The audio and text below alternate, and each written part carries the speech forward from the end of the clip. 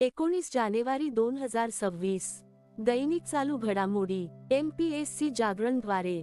आजचे महत्त्वाचे प्रश्न. प्रश्न 1. नुकताच जागतिक धर्म दिन 2026 मध्ये कधी साजरा करण्यात आला? याचे अचूक उत्तर आहे बी. जानेवारी 18. स्पष्टीकरण. जागतिक धर्म दिन हा युनायटेड स्टेट्स ऑफ अमेरिकाच्या बाह्यच्या राष्ट्रीय आध्यात्मिक सभेने 1950 मध्ये सुरू केलेला एक जागतिक उत्सव आहे, जो दरवर्षी जानेवारीच्या 3ऱ्या रविवारी साजरा केला जातो. हा दिवस त्यांच्या अमेरिकन मुळाचा असूनही संपूर्ण जगात ओळखला गेला आहे आणि जगभरातील बहाई लोकांद्वारे साजरा केला जातो. आता पाहू जानेवारी 2026 मधील महत्त्वाचे दिवस. 9 जानेवारी जागतिक कुटुंब दिन. 2 जानेवारी जागतिक अंतर्मुख दिन. 3 जानेवारी आंतरराष्ट्रीय मॅन शरीर कल्याण दिन. 4 जानेवारी जागतिक ब्रेल दिन. 5 जानेवारी राष्ट्रीय पक्षी दिन. 6 जानेवारी राष्ट्रीय सिद्ध दिन आणि जागतिक युद्ध अनाथ दिन. 8 जानेवारी पृथ्वी परिवलन दिन. 9 जानेवारी प्रवासी भारतीय दिन. जानेवारी 10 जागतिक हिंदी दिन. जानेवारी 12 राष्ट्रीय युवा दिन. जानेवारी 15 भारतीय सैन्य दिन. जानेवारी 16 राष्ट्रीय स्टार्टअप दिन. प्रश्न 2. नुकतेच वर्ष 2026 मध्ये जगातील सर्वात सुरक्षित एअरलाइन म्हणून कोणाला घोषित करण्यात आले आहे? याचे अचूक उत्तर आहे सी. एतिहाद एअरवेज. स्पष्टीकरण. airlineratings.com द्वारे प्रकाशित वर्ल्ड सेफेस्ट एअरलाइन्स 2026 च्या यादीत 320 एअरलाइन्समध्ये एतिहाद एअरवेजला अव्वल स्थान मिळाले. कॅथे पॅसिफिक 2ऱ्या, कांतास 3ऱ्या, कतार एअरवेज 4थ्या आणि एमिरेट्स 5व्या स्थानावर राहिले. प्रश्न 3. नुकतेच भारताचे 92वे बुद्धिबळ ग्रँडमास्टर कोण बनले आहेत? याचे अचूक उत्तर आहे बी. आर्यन वार्ष्णेय. स्पष्टीकरण. भारतीय बुद्धिबळ खेळाडू आर्यन वार्ष्णेय आर्मेनियामध्ये आयोजित अंद्रानिक मार्गरायन मेमोरियल स्पर्धेत आपला अंतिम GM नॉर्म मिळवून भारताचा 92वा ग्रँडमास्टर बनला. आता पाहू बुद्धिबळातील इतर विजेते. अर्जुन एरिगॅसीने जेरुसलेम मास्टर्स 2025 चे विजेतेपद जिंकले. राहुल VS भारताचे 91वे बुद्धिबळ ग्रँडमास्टर बनला. इलईमपार्थी AR भारताचे 90वे बुद्धिबळ ग्रँडमास्टर बनला. फिडे बुद्धिबळ विश्वचषक ट्रॉफीचे नाव बदलून विश्वनाथन आनंद यांच्या नावावर ठेवण्यात आले आहे. P. इनायनने 162वी राष्ट्रीय बुद्धिबळ चॅम्पियनशिप जिंकली. प्रश्न 4. नुकतेच कोणत्या राज्याने महिला उद्योजकांसाठी गृहलक्ष्मी पोर्टल लॉन्च केले आहे? याचे अचूक उत्तर आहे सी. कर्नाटक. स्पष्टीकरण. कर्नाटकने महिला उद्योजकांच्या उत्पादनांचे प्रदर्शन आणि विपणन करण्यासाठी गृहलक्ष्मी डिजिटल मार्केटिंग पोर्टल लॉन्च केले आहे. हे पोर्टल ग्रामीण कारागिरांना सक्षम बनवते, उत्पादनांची विविधता सादर करते आणि याचा इंटरफेस वापरकर्त्यांसाठी अनुकूल आहे. कर्नाटक. राजधानी बेंगळुरू. मुख्यमंत्री सिद्धरामय्या. राज्यपाल थावरचंद गेहलोत. येथे लोकसभा 28, राज्यसभा 12 आणि विधानसभा 224 जागा आहेत. आता पाहू कर्नाटक संबंधित इतर चालू घडामोडी. कर्नाटकने 2025 मध्ये 198 अवयवदानासह विक्रम केला. तामिळनाडू 267 अवयवदानासह पहिल्या स्थानावर राहिले. त्यानंतर तेलंगणा 205 अवयवदानासह दुसऱ्या स्थानावर राहिला. अर्थमंत्री निर्मला सीतारामन यांनी कर्नाटकच्या 5 शाळांमध्ये AI लॅबचे उद्घाटन केले. कर्नाटकने ग्रामीण मालमत्ता डिजिटलायझेशनसाठी ISWATU 2.0 सादर केले. वर्ल्ड बेस्ट सिटीज इंडेक्स 2026 मध्ये भारतीय शहर बेंगळुरूला सर्वोच्च स्थान देण्यात आले आहे. पेलिया मालेनाडू नावाची उडी मारणाऱ्या कोळीची एक नवीन प्रजाती कर्नाटकात शोधली गेली. रवींद्र कोरीसेट्टार यांची कर्नाटकच्या राज्योत्सव पुरस्कारासाठी निवड करण्यात आली. सरकारी आणि खाजगी अशा दोन्ही क्षेत्रांत मासिक पाळी रजा धोरण लॉन्च करणारे कर्नाटक हे भारताचे पहिले राज्य बनले. प्रश्न 5. नुकतेच कोणत्या देशाच्या फिंके नदीला जगातील सर्वात जुनी वाहती नदी म्हणून मान्यता मिळाली आहे? याचे अचूक उत्तर आहे डी. ऑस्ट्रेलिया. स्पष्टीकरण. नुकत्याच झालेल्या भूवैज्ञानिक अभ्यासांनी पुन्हा पुष्टी केली आहे की ऑस्ट्रेलियाची फिंके नदी संभवतः जगातील सर्वात जुनी निरंतर अस्तित्वात असलेली नदी प्रणाली आहे, जिची उत्पत्ती 30 ते 40 कोटी वर्षापूर्वीची मानली जाते, जी पृथ्वीवरील बहुतेक ज्ञात नद्यांपेक्षा खूपच प्राचीन आहे. ऑस्ट्रेलिया. राजधानी कॅनबेरा. चलन ऑस्ट्रेलियन डॉलर. पंतप्रधान अँथनी अल्बानीस. आता पाहू ऑस्ट्रेलिया संबंधित इतर चालू घडामोडी. ऑस्ट्रेलियाची महिला क्रिकेटपटू एलिसा हिलीने आंतरराष्ट्रीय क्रिकेटच्या सर्व प्रकारांतून निवृत्ती जाहीर केली. ऑस्ट्रेलियाने डिसेंबर 21 हा चिंतन दिवस म्हणून घोषित केला. 16 वर्षांखालील मुलांसाठी जगातील पहिली सोशल मीडिया बंदी ऑस्ट्रेलियामध्ये लागू झाली आहे. ऑस्ट्रेलियातील व्हिक्टोरिया युनिव्हर्सिटी 2026 पर्यंत गुरुग्राममध्ये आपला पहिला भारतीय कॅम्पस उघडणार आहे. भारत ऑस्ट्रेलिया संयुक्त लष्करी सराव ऑस्ट्रा हिंद 2025 ची चौथी आवृत्ती पर्थमध्ये सुरू झाली. ऑस्ट्रेलियाने सुरुवातीच्या टप्प्यातील वापरासाठी अल्झायमर औषध लेकेनेम्मेमला मंजुरी दिली. भारत आणि ऑस्ट्रेलियाने सेंद्रिय उत्पादनांच्या परस्पर मान्यता करारावर स्वाक्षरी केली. प्रश्न 6. नुकतीच केंद्रीय दक्षता आयोगाच्या दक्षता आयुक्तपदी कोणाची नियुक्ती करण्यात आली आहे? याचे अचूक उत्तर आहे बी. प्रवीण वशिष्ठ.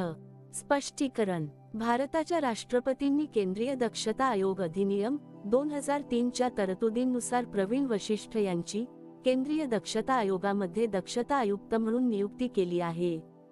आता पाहू इतर महत्त्वाच्या नियुक्त्या. टीव्हीएस सप्लाय चेन सोल्युशन्सने विकास चड्ढा यांची ग्लोबल सीईओ म्हणून नियुक्ती केली. शत्रुजीत सिंग कपूर यांची ITBP प्रमुख म्हणून नियुक्ती करण्यात आली. Ramesh Kumar Juneja council for leather export CLE चे अध्यक्ष बनले. HSBC प्रायव्हेट बँकेने इडा लियू यांची CEO म्हणून नियुक्ती केली.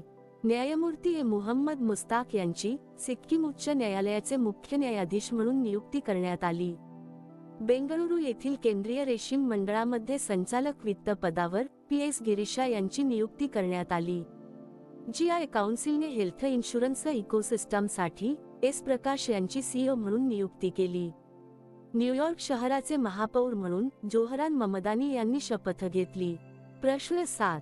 नुकताच कोरोमंडलने संशोधन केंद्रासाठी कोणत्या IIT सोबत करार केला आहे?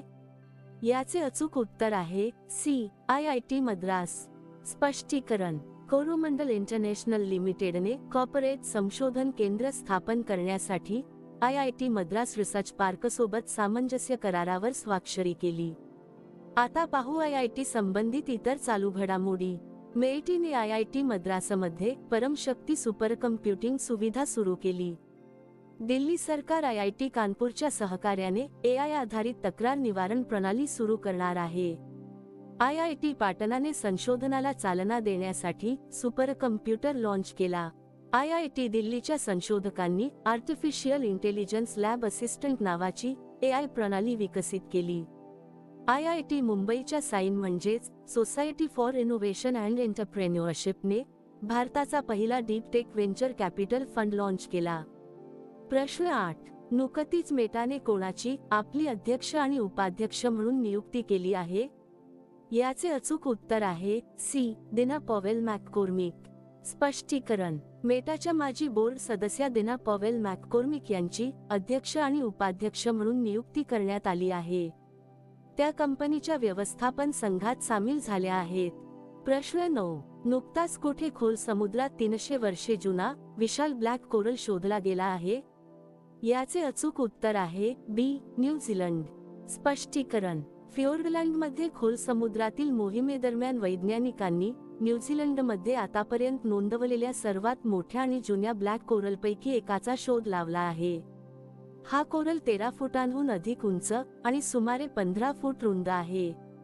याचे विलक्षण वय आणि आकार याला जागतिक स्तरावर एक महत्त्वाचा सागरी शोध ठरवतात. न्यूझीलंड. राजधानी वेलिंग्टन. चलन न्यूझीलंड डॉलर. पंतप्रधान ख्रिस्तोफर लक्सन. प्रश्न 10. नुकताच भाषांतर करणारा नवीन AI मॉडेल ट्रान्सलेट जेम्मा कोणी लॉन्च केला आहे? याचे अचूक उत्तर आहे A. गुगल. स्पष्टीकरण. 15 जानेवारी 2026 रोजी गुगलने ट्रान्सलेट जेम्माची घोषणा केली. हा जेम्मा 3 पासून विकसित ओपन ट्रान्सलेशन मॉडेल्सचा एक संच आहे, ज्याचे उद्दिष्ट विविध उपकरणे आणि प्लॅटफॉर्मवर वेगवान, अचूक आणि कार्यक्षम बहुभाषिक संवाद उपलब्ध करून देणे आहे. प्रश्न 11. नुकताच भारताचा पहिला राष्ट्रीय आदिवासी वैद्य क्षमता बांधणी कार्यक्रम कुठे आयोजित करण्यात आला आहे? याचे अचूक उत्तर आहे सी. हैदराबाद. स्पष्टीकरण. जनजातीय व्यवहार मंत्रालयाने समुदाय आरोग्य सेवा बळकट करण्याच्या उद्देशाने हैदराबादमध्ये जनजातीय वैद्यांसाठी भारताचा पहिला राष्ट्रीय क्षमता बांधणी कार्यक्रम आयोजित केला. प्रश्न 12. नुकतेच कोणत्या राज्यातील रातापानी व्याघ्र प्रकल्पाचे नाव बदलून डॉक्टर विष्णू श्रीधर वाकणकर व्याघ्र प्रकल्प असे करण्यात आले आहे? याचे अचूक उत्तर आहे बी. मध्य प्रदेश. मध्य प्रदेश. राजधानी भोपाळ. मुख्यमंत्री डॉक्टर मोहन यादव. राज्यपाल मंगूभाई सी पटेल. येथे लोकसभा 29, राज्यसभा 11 आणि विधानसभा 230 जागा आहेत. आता पाहू मध्य प्रदेश संबंधित इतर चालू घडामोडी. मध्य प्रदेशातील आदिवासी जिल्ह्यांमध्ये भारताचे पहिले पीपीपी मेडिकल कॉलेज सुरू होतील. अभ्युदय एमपी ग्रोथ समिटचे आयोजन ग्वाल्हेरमध्ये झाले. मध्य प्रदेश भारताचा पहिला रोलिंग बजेट सादर करणार आहे. वीरांगना दुर्गावती व्याघ्र प्रकल्प मध्य प्रदेशातील चित्त्यांचे नवीन ठिकाण बनेल. मध्य प्रदेशात आतापर्यंतचा सर्वोच्च वाघ मृत्यू दर नोंदवला गेला. मध्य प्रदेशात AI आधारित वन अलर्ट सिस्टम लॉन्च करण्यात आली. भारताचा पहिला राज्यस्तरीय व्याघ्र कॉरिडॉर मध्य प्रदेशात बनणार आहे. NHAI ने मध्य प्रदेशात NH45 वर भारताची पहिली वन्यजीव सुरक्षित रस्ता सेवा सुरू केली. आता मागील व्हिडिओतील प्रश्न. नुकतेच कलकत्ता उच्च न्यायालयाचे नवीन मुख्य न्यायाधीश कोण बनले आहेत? याचे अचूक उत्तर आहे ए. न्यायमूर्ती सौमेन सेन. आता पाहू अत्यंत महत्त्वाचे उजळणी प्रश्न. केरळमधील आरलम वन्यजीव अभयारण्याचे नाव बदलून आरलम फुलपाखरू अभयारण्य करण्यात आले. नीती आयोगाच्या निर्यात सज्जता निर्देशांक 2024 मध्ये महाराष्ट्र अव्वल स्थानी राहिला. राजस्थानच्या नागौरी अश्वगंधाला GI टॅग मिळाला. युरोपियन युनियनचे चक्रीय अध्यक्षपद सायप्रसने स्वीकारले. भारत पहिली क्रॉनिक किडनी रोग रुग्ण नोंदणी पुस्तक ओडिशामध्ये सुरू करेल. पश्चिम बंगालमध्ये मुरीगंगा नदीवर गंगासागर सेतूची पायाभरणी करण्यात आली. कर्नाटकने महाराष्ट्राचा पराभव करून 44वी ज्युनियर राष्ट्रीय खो खो चॅम्पियनशिप जिंकली. 2025 मध्ये महिलांसाठी सर्वात चांगले शहर बेंगळुरू ठरले आहे. अपार आयडी निर्मितीमध्ये छत्तीसगड सर्वात पुढे राहिले आहे. वैयक्तिक इलेक्ट्रिक वाहने स्वीकारण्यात केरळ सर्वात पुढे राहिले आहे. गुजरातच्या मुख्यमंत्र्यांनी कर्करोगाचे लवकर निदान करण्यासाठी आशा व्हॅन मोबाईल युनिट लॉन्च केले. केरळमध्ये पेपरलेस कोर्टाची सुरुवात झाली. भारत जपानला मागे टाकून जगातील चौथी सर्वात मोठी अर्थव्यवस्था बनला. भारताची पहिली हायड्रोजन चालित ट्रेन हरियाणामध्ये धावेल.